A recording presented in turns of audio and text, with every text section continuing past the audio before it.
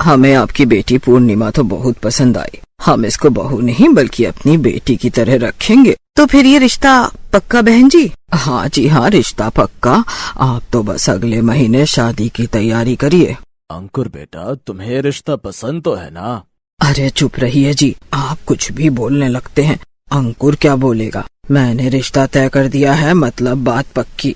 अरे भाग्यवान, मैं तो पिछले 27 साल से चुप ही हूँ। आज सोचा बेटे का ब्याह की बात है तो कुछ बोल लूँ। हाँ, इसी बीच अंकुर और पूर्णिमा की आंखें चार हुई। एक नजर एक दूसरे को देखने के बाद दोनों ने शर्म से नजरें झुका ली और अगले ही महीने बड़ी ही धूमधाम से दोनों की शादी हो गई। लाल जोड़े में सजी पूर्णिमा घर में प्रवेश करने के लिए चौखट पर खड़ी थी। तभी सास अपनी बड़ी बहू को आवाज लगाते हुए, अरे बड़ी बहू, और कितनी देर लगाएगी आरती की थाल लाने में? पैरों में मेहंदी लगा रखी है क्या, जो रेंग रेंग करा रही है? जैसी तेज तेरी जुबान चलती है वैसी तेज चाल भी तो रखा कर। वो माँ जी दिया बुझ जाता है इसीलिए आराम से आ रही थी। अरे बस बस, अपनी कैंची सी जबान बंद रखो। इतनी भी अकल तुम्हारे घर वालों ने नहीं दी कि बड़ों से जुबान नहीं लड़ाते हैं।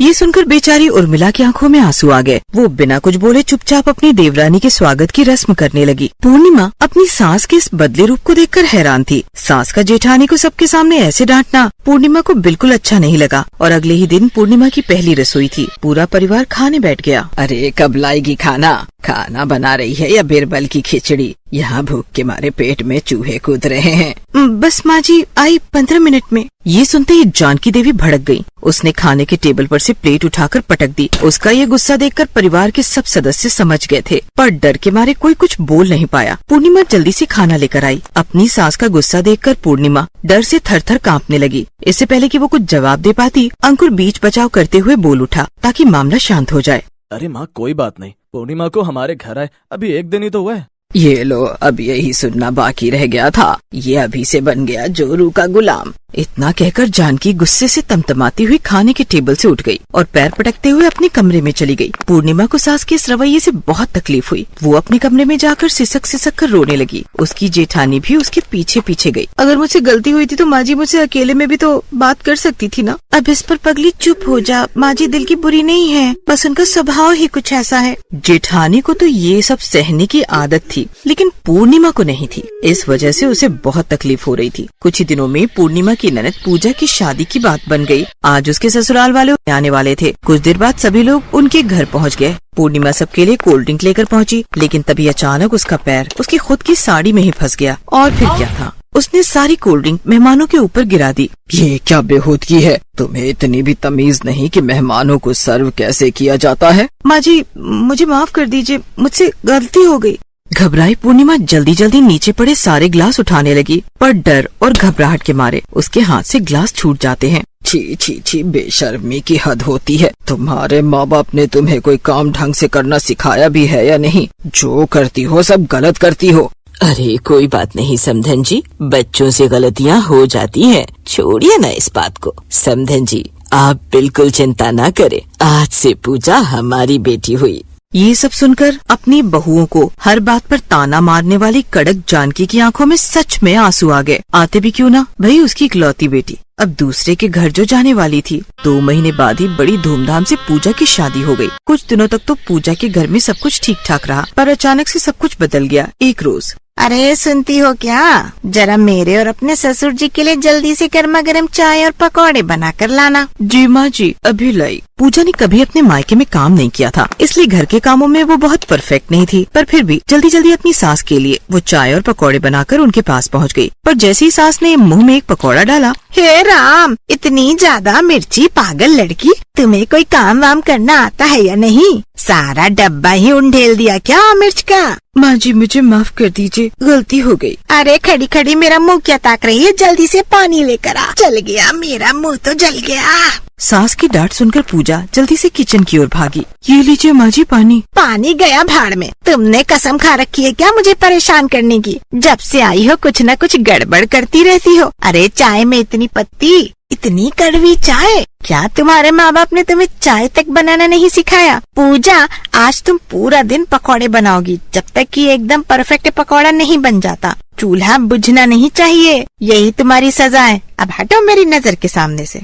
सुधा इतनी जोर से चिल्ला रही थी कि पूजा का मन बहुत दुखी हो गया। वो सुबकते हुए वहाँ से चली गई और पकौड़े बनाने लगी। अब अक्सर बात बात पर उसकी सास उसे डांट लगा देती। पूजा इन सब से काफी परेशान हो जाती और थक हार कर वो एक रोज अपने मायके आ गई। अब उसका व्यवहार अपनी भाभीयों के लिए पहले से काफी बदल गया था। 1 महीना कब बीत गया किसी को पता ही नहीं चला, लेकिन आज पूजा को अपने ससुराल से आए हुए महीना भर हो गया था। क्या बात है पूजा, वहाँ सब ठीक तो है ना? मेरा मतलब इतना समय बीत गया, अभी तक तुम्हें तुम्हारे ससुराल से कोई लेने नहीं आया? भाभी, वो बात ये है कि पूजा सारी बात अपनी भाभीयों को बताती है। इसका मतलब ननद जी, आप अपने ससुराल के काम से परेशान होकर यहाँ आई हैं? काम और अपनी सास के ताने। उसकी ये बात जानकी सुन लेती है। क्या तू अपने ससुराल वालों से परेशान होकर यहाँ आई? देख पूजा, चाहे बेटी हो या बहू, वो अपने ससुराल में ही अच्छी लगती हैं। इसलिए तू अभी के अभी उल्टे पाँव ससुराल लौट जा। नहीं माँ जी, मैं वहाँ नहीं जाऊंगी। मेरी सास बात बात पर खरी खोटी सुनाती है। जरा सी गलती हो तो राई का पहाड़ बना देती है। अगर मैं कुछ और दिन वहाँ रही ना तो पागल ही हो जाऊंगी। अरे जितना काम मैंने पूरी जिंदगी में अपने मायके में नहीं किया, उतना 2 महीनों में अपने ससुराल में कर दिया। फिर भी वो लोग मुझसे खुश नहीं होते। नहीं, ऐसा नहीं कहते पूजा। देख, नई नई शादी है, थोड़ा वक्त तो लगेगा न समझने में, लेकिन धीरे धीरे सब सीख जाओगी तुम। हाँ, इसलिए मैं कल ही तेरे ससुराल वालों को फोन करके यहाँ बुलाती हूँ। उन्हें ठीक से समझा भी दूंगी। अगले दिन पूजा के ससुराल वाले उसके मायके आते हैं। बहू, खाना जल्दी से लेकर आओ। सास सुमित्रा की बात सुनकर पूर्णिमा दौड़ी दौड़ी उनके पास आ गई। ये क्या, खाना कहाँ है? माँ जी, अभी खाने में कुछ और देर लगेगी, रोटी बनानी बाकी थी, अचानक गैस खत्म हो गई। बहाने मत बनाओ, सब जानते हैं कि तुम्हें मेरी बात की कोई परवाह ही नहीं रहती। तुम्हें तो मेहमानों के सामने हमारे घर की बेइज्जती करवानी थी ना। माँ जी, मुझे माफ कर दीजिए। पूजा के परिवार वाले ये सब देख सुन रहे थे। इसके बाद जानकी ने पूजा की सास से कहा, देखिए बहन जी, मेरी पूजा ने कभी घर का काम नहीं किया और अब वो वहाँ कर भी रही है, तो ये बड़ी बात है। और काम कौन सा कोई पेट से सीख कर आता है, इंसान तो धीरे धीरे सब सीख ही जाता है ना। और यूँ सबके सामने आप उसे 10 बातें सुनाएंगी तो उसे बुरा ही लगेगा ना। बस यही बात मैं जानकी बहन आपको समझाना चाहती हूँ। जैसा व्यवहार आप दूसरों की बेटियों यानी अपनी बहुओं के साथ करती हो, आज जब वही सब आपकी बेटी के साथ होने लगा तो आपको बहुत बुरा लगा। इसलिए मैंने ये सब जानबूझकर किया। अब जानकी को अपनी गलती का एहसास हो जाता है। मैंने अपनी दोनों बहुओं के साथ जो किया वैसा किसी के साथ नहीं होना चाहिए। अब मैं हर किसी को बराबर और प्यार से रखूंगी। पूरा परिवार मुस्कुराते हुए जानकी की बात सुनकर खुश होता है।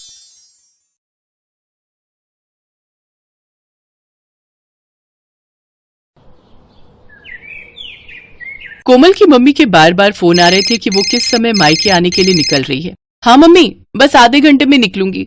वही 1.5-2 घंटे लगेंगे गुरुग्राम पहुंचने में। रास्ते में बहुत जाम मिलता है, तो मेट्रो से आ जा। मम्मी, वो अटैची और बैग भी है ना, इसलिए मैंने कैब कर ली है। आप टेंशन मत लो, मैं आ जाऊंगी। ठीक है कोमल, आ जाना टाइम से, मैं खाना तैयार रखूंगी। कोमल फोन पर कुछ और कहती, उससे पहले ही फोन कट गया। कोमल मायके जाने की तैयारी करने लगती है। रिंकू और दिशा की गर्मियों की छुट्टियां थी, इसी वजह से कोमल कुछ दिनों के लिए मायके रहने जा रही थी। मुझे ऑफिस के काम से न जाना होता तो मैं तुम्हें गाड़ी से छोड़ देता, पर बहुत अर्जेंट मीटिंग है आज ऑफिस की।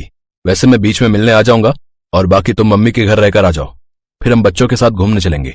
कोमल खुश थी कि वो बहुत दिनों बाद मायके रहने जा रही है। बच्चों के स्कूल और कामों की वजह से कोमल बहुत कम मायके रहने जा पाती थी। अब बच्चों की छुट्टियां थी, इसलिए कोमल कुछ दिनों के लिए मायके रहने जाती है। पर जब वो मायके पहुंची तो उसकी भाभी सुनैना घर पर नहीं थी। नानी माँ, मुझे मैंगो शेक पीना है।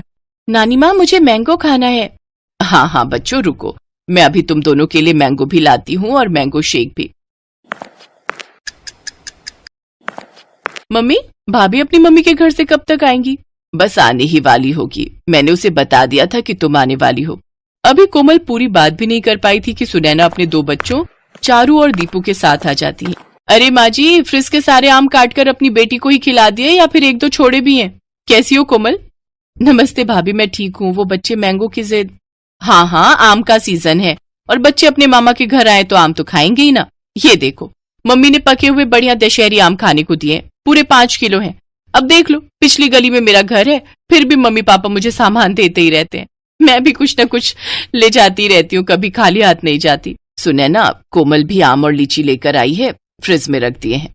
अच्छा किया, वैसे भी अब कुछ दिन यहाँ रुकोगे तो बच्चे तो कुछ ना कुछ खाने को मांगते ही रहते हैं। अच्छा, मैं ये आम फ्रिज में लगा कर आती हूँ। सुनैना रसोई में चली जाती है, पर कोमल उस समय गुस्से में थी। मम्मी, यही वजह है कि मैं यहाँ आना पसंद नहीं करती हूँ। मेरा तो मन ही नहीं था कि मैं इस बार छुट्टियों में मायके आऊँ।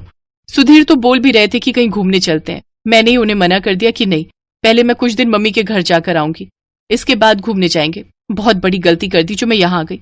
अगर भाभी का यही रवैया रहा ना तो मैं फिर कभी नहीं आऊंगी मायके। अरे सुनैना की बातों पर ध्यान मत दिया कर, वो ऐसी ही है। उसे समझ नहीं है कि कब क्या बोलना चाहिए। और ये घर मेरा है, तेरी माँ का है। अभी क्योंकि मैं जिंदा हूं इसलिए तू अपनी माँ के घर आई है, आराम से रह। आज तेरे पापा जिंदा होते तो तेरे आने पर पलके बिछा देते। कोमल देखती है उसकी माँ की आंखों में आंसू आ जाते हैं, इसलिए कोमल उस समय चुप हो जाती है और बात को बदल देती। मम्मी भैया को ना फोन मिला दो, उन्हें कहना मेरे लिए बंगाली रसगुल्ले लेते हुए आएंगे, बहुत मन हो रहा है। तभी कोमल का भाई आ जाता है। अरे मुझे पता है तू आने वाली है, इसीलिए मैं रास्ते में हलवाई से बंगाली रसगुल्ले लेता हुआ आया हूँ। ये ले तेरी पसंद के बंगाली रसगुल्ले, वो भी छोटे वाले। नमस्ते भैया, कैसे हो? थैंक यू, आपको याद था कि मैं आने वाली हूँ। हाँ, मम्मी ने सुबह बता दिया था कि तुम आने वाली हो। और जीजू कैसे हैं, सब बढ़िया? जी भैया, सब ठीक है। देसी घी लाए हो? मैंने बोला था देसी घी खत्म हो गया, लेते हुए आना। अरे मैं भूल ही गया, सॉरी। काम की चीज तो तुम भूल ही जाओगे जो मैंने बोली है। बहन के लिए रसगुल्ले लाना नहीं भूले, और देसी घी भी मैं अपने लिए नहीं बोल रही हूँ। रिंकू और दिशा देसी घी के पराठे खाते हैं। कोई बात नहीं भाभी, पराठे की इतनी जरूरत नहीं है, बच्चे सादी रोटी भी खा लेते हैं। और दाल चावल बने हैं ना तो उसके साथ रोटी की जरूरत नहीं। नहीं नहीं, मुझे सारी जिंदगी ये थोड़ी सुनना है कि बहन मायके रहने आई और उसे और उसके बच्चों को देसी घी खाने को नहीं मिला। जाओ रवि, आप लेकर आओ। हाँ, जा रहा हूँ। ये बात तुम सीधे मुंह से भी तो बोल सकती थी, इतना घुमा फिरा कर क्यों बोली? उस समय रवि देसी घी लेने के लिए चला जाता है। सुनैना आगे पीछे तो ठीक रहती थी, पर जैसे ही कोमल कभी रहने के लिए आ जाए तो वो ऐसे ही व्यवहार करती थी। इसी वजह से कोमल मायके आना पसंद नहीं करती थी। वो तो सिर्फ अपनी माँ और भाई की वजह से ही मायके आ रही थी। माँ, इतना याद रखो, मैं बस आपके और भैया के मुंह को यहाँ आती हूँ, वरना भाभी से मुझे कोई उम्मीद नहीं। कोमल का मन ही नहीं लग रहा था क्योंकि उसकी भाभी सुनैना बहुत ही अटपटा व्यवहार करती थी। एक दिन सब लोग घूमने के लिए मॉल गए। पापा, हमें गेम खेलने हैं। हाँ पापा, चलो ना गेम खेलते हैं। अभी नहीं बच्चों, थोड़ी देर में चलते हैं, पहले थोड़ा मॉल में घूम तो लो। कि मॉल कितना बदल गया है, पहले तो छोटा सा था, लगता है बड़ा किया है। हाँ, अभी तो और बड़ा बनेगा। मामा जी कॉर्न्स खाने हैं। और मुझे आइसक्रीम। अभी खिलाता हूँ, चलो सुनैना, आओ आइसक्रीम खा लेते हैं। रवि सबको आइसक्रीम लेकर देता है। रिंकू भी अपनी पसंद के कॉर्न्स और आइसक्रीम ले लेता है। सब लोग आइसक्रीम खाते हैं। चलो बच्चों, अब हम गेम पार्लर चलते हैं, हम सब वहाँ पर गेम खेलेंगे।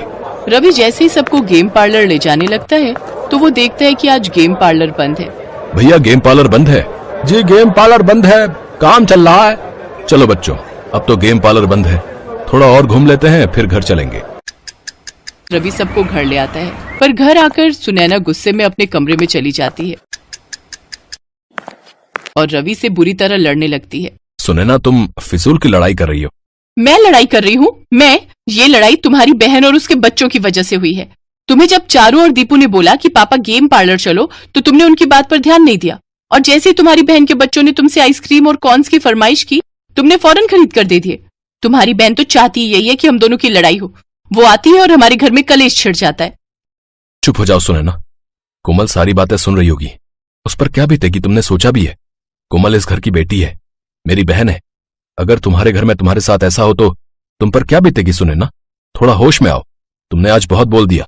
कोमल सब कुछ सुन चुकी थी। कुछ देर बाद जब सुनैना शांत हो जाती है, रवि भैया, चारू और दीपू के एडमिशन की बात सुधीर जी ने स्कूल में कर ली है, आप चिंता मत करो। अब इन दोनों का एडमिशन भी रिंकू और दिशा के स्कूल में हो जाएगा। छुट्टियों के बाद आपको एक फॉर्म फिल करना है, बाकी सारी बात सुधीर जी ने कर ली है। अब जीजू को मेरी तरफ से थैंक यू बोलना। वैसे मैं भी उन्हें पर्सनली फोन कर दूंगा। इतने समय से एडमिशन की वजह से मैं बहुत परेशान था। सुधीर जी ने बहुत बड़ा काम कर दिया। कोमल वापस जा रही है रवि। सुनैना की बातों से इसका मन बहुत दुखा है। हाँ भैया, अब मन बहुत दुख चुका है और आप प्लीज मुझे रोकना मत। मैं नहीं चाहती कि मैं आपकी और भाभी के झगड़े की वजह बनूं। मेरी कैब आ गई है, मैं चलती हूँ। कोमल जैसे ही बैग उठाने लगती है सुनैना उसका हाथ रोक देती है। कोमल सॉरी, मैं जानती हूँ मेरी वजह से तुम्हारा मन दुखा। तुम हमारे लिए इतना सोचती हो और मैंने तुम्हें कितना कुछ गलत बोल दिया। ऐसे अचानक मत जाओ, सुधीर जी गलत सोचेंगे। कुछ दिन और रुक कर जाना। बच्चे बहुत मन से अपने मामा मामी के घर आए हैं, मैं ऐसे नहीं जाने दूंगी। मैं जानती हूँ मैंने गुस्से में बहुत गलत बोल दिया, पर मैं ये भी जानती हूँ कि तुम मुझे माफ कर दोगी। भाभी प्लीज आप मेरे से सॉरी मत बोलो, आप मुझसे बड़े हो। सारे गिले शिकवे दूर हो जाते हैं और मन की कड़वाहट खत्म हो जाती है। सुनैना और कोमल एक दूसरे के गले लग जाती हैं। सब कुछ ठीक हो जाता है। रिश्ते फिर से सुलझ जाते हैं। सुनैना ने अपनी गलती मानी और उसे एहसास हुआ कि जैसे वो अपने घर की बेटी है, वैसे ही कोमल इस घर की बेटी है, और अगर उसके साथ ऐसा होता तो उसे कितना दुख पहुंचता। इसलिए सुनैना ने अपने व्यवहार को बदला और रिश्तों में आने वाली दूरियां खत्म हो गई।